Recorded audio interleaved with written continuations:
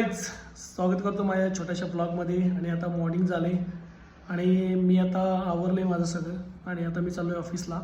आणि आज दत्त महाराजांची जयंती आहे. सो आपण आता बघूया, सकाळी जाताना दर्शन होते महाराजांचं काय, संध्याकाळी म्हणजे ऑफिसवरून आल्यानंतर.